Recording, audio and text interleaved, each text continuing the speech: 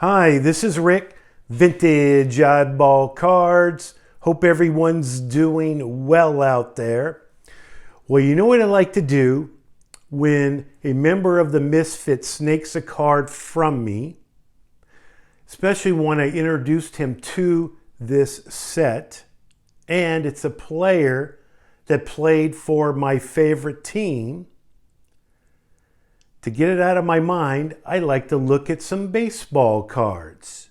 And you know what I like to do when my two least favorite football teams lose today, the Rams and the Cowboys? I definitely want to look at some baseball cards. So today I like to show you three cards from two different auction houses. I've had these for a while now, just haven't had the time to come up with a video. So tonight's the night. The first one is definitely oddball. What it is, I don't think you would even consider this a card, but the SGC grades these things.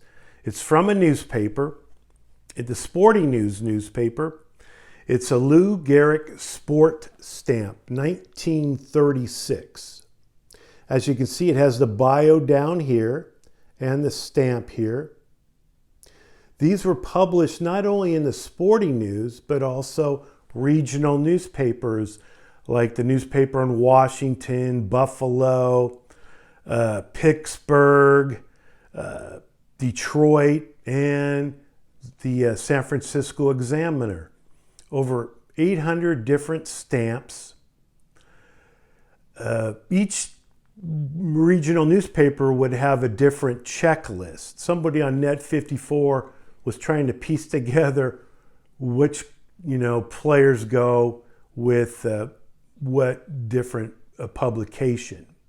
Sporting News being the most common, and I believe the first to publish these stamps. They're meant to be placed or pasted, glued into an album. You can see here on the back, it's the back page of the paper, in which looks like a leg of a baseball player and beginning of an article. It's kind of surprising that SGC would actually grade these things, but to me, they're very cool. You would have, it was a multi-sport set, so you would have boxers and different sports, and also, players like Lou Gehrig, Babe Ruth, you name it. I mean, it's 800 stamps. So the Lou Gehrig Sporting News Sport stamp. Now, these other two cards I'd like to show you, you've probably seen. Maybe not these particular players, but I'm sure you've seen these from either John Mangini or Orlando. But these players are, to me, pretty scarce just because I think people hold them in their collection. They just don't want to sell them. So once they're in their collection, they're staying in the collection. And the first one is the 1946 propagandist Montel of Ted Williams here in a 1 MC miscut 1. I can go a year in an auction house and scouring the different auction houses and might not see the Ted Williams. The pop report on these for Ted Williams is like 25, I believe, with PSA. And I'm sure others that haven't been graded, but just to me it seems like whoever has these basically keeps them in their collection, especially Ted Williams. You can see what the back here looks like. This is a Cuban issue, 180 cards in the set. I also have the Joe DiMaggio, which I picked up the same auction. A lot of times you bid on these different cards and you're hoping to get one of them, and I happened to win both of them. I would have been just happy to win one of these, but this is another one that's pretty scarce. You don't see Joe D very often come up for auction. Again, in a 1, these are paper thin. So you're not going to see them higher than a grade of a 2 or a 3. Most of them are authentic or in a 1 like this one. But for this one, it is a kind of a beautiful, presents well for a 1. Again, you can see what the back looks like. Meant to be pasted into an album. The album was separate from the cards.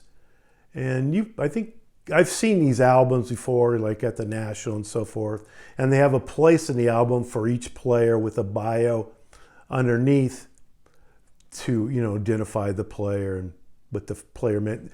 You have retired players like Matty, Babe Ruth in the set, Ty Cobb.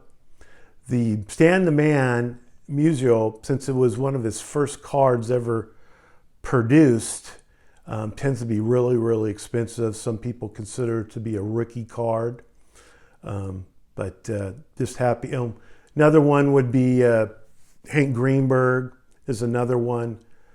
There's, like I said, there's 180 cards in the set. I tend not to get the retired players. I prefer the players, the cards with the players still playing, not the post-career cards. So probably won't get the Matty because of the price, and just doesn't interest me as much as the playing day cards. So Joe D and Ted Williams. Hey, thanks for watching. This is Rick, Vintage Oddball Cards. Bye.